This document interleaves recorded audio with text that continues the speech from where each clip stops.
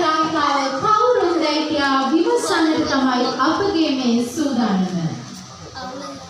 මෙසේ අපි ජයග්‍රාහකයා තෝරද්දී ජයග්‍රාහකයාට හිමි ත්‍යාගය සඳහා අද දින අනුග්‍රාහකත්වය ලබා දෙන්නේ SG Fashion කටුවන. SG Fashion කටුවන අපිට අනුග්‍රාහකත්වය ලබා දුන්නා. ත්‍යාගය සඳහා මේ අවස්ථාවේ අපි අද දිනේ ජයග්‍රාහකයා කවුරුන්ද කියා තෝරාපත් කර ගන්නටයි මේ සූදානම. පිලාන් දිනාවිද මම දිනාවිද?